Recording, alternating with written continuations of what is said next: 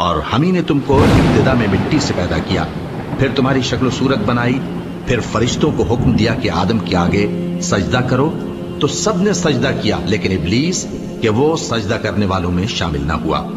اللہ نے فرمایا جب میں نے تجھ کو بھی حکم دیا تھا تو کس چیز نے تجھے سجدہ کرنے سے باز رکھا؟ اس نے کہا کہ میں اس سے افضل ہوں، مجھے تم نے آگ سے پیدا کیا ہے اور اسے مٹی سے بنایا ہے۔ فرمایا تو بہشت سے اتر جا، تجھے شایع نہیں کہ یہاں تکبر کرے، بس نکل جا کہ تو ذلیل لوگوں میں سے ہے۔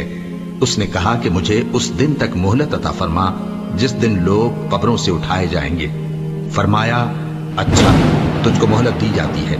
بولا کہ مجھے تو نے گمراہ کیا ہی ہے، میں بھی تیرے سیدھے رستے پر ان کو گمراہ کرنے کے لیے بیٹھوں گا، پھر ان کے آگے سے اور پیچھے سے اور دائیں سے اور بائیں سے غرض ہر طرف سے آؤں گا اور تو ان میں اکثر کو شکر گزار نہیں پائے گا۔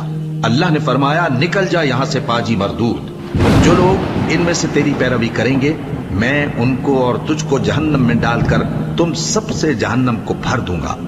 اور اے آدم، تم اور تمہاری بیوی بہشت میں رہو سہو اور جہاں سے چاہو اور جو چاہو نوش جان کرو، مگر اس درخت کے پاس نہ جانا ورنہ گناہگار ہو جاؤ گے۔ تو شیطان دونوں کو بہکانے لگا تاکہ ان کی شرمگاہیں جو ان سے پوشیدہ تھیں ان پر کھول دے، اور کہنے لگا کہ تم کو تمہارے پروردگار نے اس درخت سے صرف اس لیے منع کیا ہے کہ تم فرشتے نہ بن جاؤ یا ہمیشہ جیتے نہ رہو۔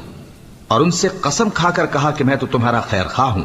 غرض مردود نے دھوکہ دے کر ان کو معصیت کی طرف کھینچ ہی لیا۔ سو جب انہوں نے اس درخت کے پھل کو کھا لیا تو ان کی شرمگاہیں کھل گئیں اور وہ بہشت کے درختوں کے پتے توڑ توڑ کر اپنے اوپر چپکانے اور سطر چھپانے لگے۔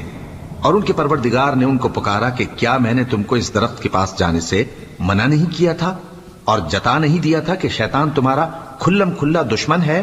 دونوں عرض کرنے لگے کہ پروردگار ہم نے اپنی جانوں پر ظلم کیا، اور اگر تو ہمیں نہیں بخشے گا اور ہم پر رحم نہیں کرے گا تو ہم تباہ ہو جائیں گے۔ فرمایا تم سب بہشت سے اتر جاؤ، اب سے تم ایک دوسرے کے دشمن ہو اور تمہارے لیے ایک وقت خاص تک زمین میں ٹھکانا اور زندگی کا سامان کر دیا گیا ہے۔ فرمایا کہ اسی میں تمہارا جینا ہوگا اور اسی میں مرنا، اور اسی میں سے قیامت کو زندہ کر کے نکالے جاؤ گے۔ اے بنی آدم، ہم نے تم پر پوشاک اتاری کہ تمہاری شرمگاہوں کو چھپائے اور تمہارے بدن کو زینت دے، اور جو پرہیزگاری کا لباس ہے وہ سب سے اچھا ہے۔ یہ اللہ کی نشانیاں ہیں تاکہ لوگ نصیحت حاصل کریں۔